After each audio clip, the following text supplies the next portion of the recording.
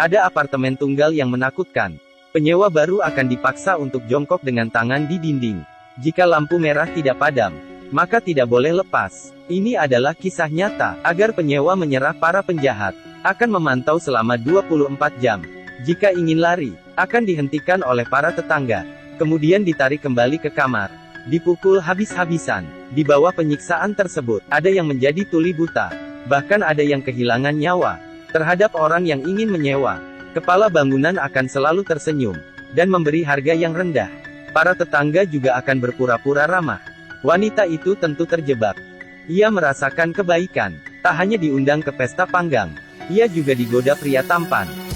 Pria tampan juga akan mengucapkan selamat malam. Tetapi wanita ini tidak menyangka, setiap tengah malam akan terdengar suara aneh yang membangunkannya. Kemudian semuanya kembali sunyi. Dia mendengar pergerakan di dapur. Setelah ia buka, ia melihat kucingnya dimasukkan ke oven dan dipanggang hingga mati. Wanita belum sadar. Tiba-tiba ada bayangan orang mendekati dan mengikatnya di kursi. Setelah lampu dapur nyala, wanita terkejut karena orang ini adalah pria tampan tadi. Wanita berusaha kabur dari kamar dan bertemu tetangga di luar kamar. Ia meminta tolong padanya, tetapi justru ditahan olehnya. Saat pria tiba, wanita disentrum dengan tongkat listrik. Para tetangga hanya menonton. Kepala bangunan berkata, "Ini semua demi kebaikanmu." Dia kemudian diberi obat penenang. Setelah ia bangun, ia sudah dikunci. Kepala bangunan membawa pria tampan masuk, memerintah gadis untuk berdiri menghadap dinding. Wanita itu tidak mau. Kemudian kepala bangunan memanggil pria bermata satu. Memberitahunya ini adalah akibat jika melawan. Melihat telinga yang tuli dan mata yang buta, wanita itu hanya bisa menuruti. Kemudian ujian dimulai. Setelah 40 menit, kelelahan, haus dan ingin buang air kecil. Tetapi ia tidak berani lepas. Tak tahu setelah berapa lama, lampu akhirnya padam. Segelas air dan toilet tiba tepat pada waktunya. Ia segera minum, tapi lampu nyala lagi. Setelah 2 putaran, wanita itu terjatuh.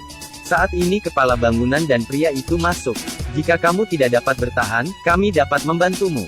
Pria mengeluarkan sebuah paku dan memaku di telapak tangan wanita. Wanita mengeluarkan air mata dan berteriak kesakitan. Tetapi kedua pria tidak menghiraukannya. Meskipun ia meminta tolong padanya, kepala bangunan hanya menjawab, "Ini demi kebaikanmu." Wanita akhirnya pingsan. Saat ia sadar, ia akhirnya mengerti. Hanya ada satu cara untuk keluar dari neraka ini. Berpura-pura taat. Saat bertemu kepala bangunan, dia berdiri tegak dan meletakkan tangannya di dinding.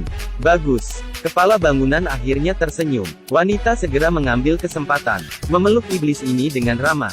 Para tetangga juga segera datang menanyakan kabarnya dan mengobatinya, menggantikannya pakaian yang bagus. Mereka semua datang mendekat, melihat tangan mereka. Sepertinya semua penyewa apartemen juga pernah disiksa. Kemudian wanita dicuci otak oleh masyarakat. Mereka adalah komunitas kultus. Sedangkan dasar dan jurisprudensinya adalah sebuah buku berjudul Kekuatan Komunitas. Di dalam buku meminta orang agar tidak egois dan jujur. Di sini setiap hari harus menggunakan detektor kebohongan. Setiap rumah ada kamera pemantau, termasuk kamar mandi.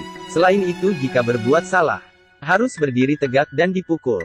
Bahkan harus berterima kasih kepada yang memukul. Semua orang di sini telah kehilangan diri sendiri dan diperlakukan sesuka hati. Dan penulis buku berpikir, aturan psikopat ini dapat mengatur masyarakat yang tidak sehat, dan agar semua orang menjadi warga negara yang sempurna. Pagi hari wanita diminta untuk bekerja di taman kanak-kanak, dan memantau orang pada malam hari. Dia melihat seorang nenek serangan jantung, segera memanggil dokter, dan menyelamatkan nyawanya. Kemudian semua orang di apartemen datang. Wanita mengira mereka datang untuk menjenguk nenek, tapi mereka mengeluarkan gas racun. Karena orang tua sudah tua dan lemah, hidup hanya menghabiskan sumber daya masyarakat. Tidak disangka orang tua menerimanya. Setelah berpamitan dengan para tetangga, akhirnya ia diracuni. Setelah pencucian otak dan penilaian selesai, wanita akhirnya diterima oleh komunitas. Mereka mengadakan upacara, dan mencap logo komunitas di bagian belakang telinganya. Menjadi anggota komunitas berarti harus taat, termasuk pernikahan yang mereka siapkan untuk wanita. Meskipun wanita enggan menerima, ia tetap harus menerima ciuman pengantin pria. Setelah keduanya hendak malam pertama, ayah wanita datang mencarinya. Dia datang untuk meminta maaf. "Saya ingin menjadi ayah yang baik." Ia ingin wanita pulang ke rumah. Tetapi demi ayah pulang dengan selamat. Wanita mengusir ayahnya. Semuanya sudah terlambat, saya tidak ingin bertemumu lagi. Ayah memohon bahwa ia tidak akan mencampuri impian wanita lagi. Wanita akhirnya tidak tahan. Ia memeluk ayah dengan erat. Tetapi di belakang ayah, pria itu muncul dan mengambil pisau. Untuk melindungi ayah, wanita hanya bisa mengusirnya. Cerita dimulai dari 1 bulan lalu. Karena bertengkar dengan ayahnya, wanita pergi meninggalkan rumah, dan sampai di Los Angeles. Karena ingin lepas dari ikatan ayahnya, tak disangka ia malah ditipu, dan tinggal masuk ke apartemen yang ngeri ini, agar ia bergabung di komunitas.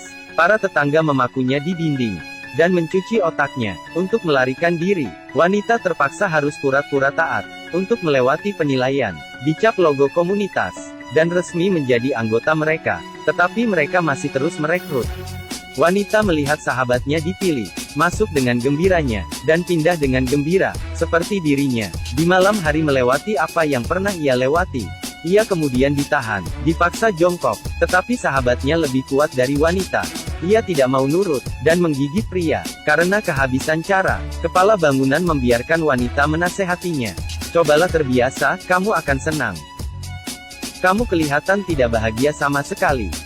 Sahabat menendang wanita. Kepala bangunan marah. Dia ingin menyodok telinga sahabatnya. Tetapi di saat terakhir, wanita berubah pikiran. Ia menikam leher kepala bangunan. Alarm langsung berbunyi. Wanita menarik sahabatnya dan berlari keluar. Tiba-tiba suara tembakan. Sahabat terbaring di lantai. Wanita berbalik badan. Ternyata adalah kepala bangunan yang belum mati. Wanita meledak. Dia memukul kepala bangunan, hingga ia mati. Kemudian mengambil pistolnya. Para tetangga berlari keluar. Mendengar wanita berteriak, "Kepala bangunan sudah mati, kita sudah bebas." Tetapi tidak ada respon apapun.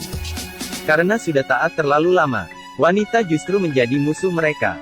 Wanita segera berlari ke pintu.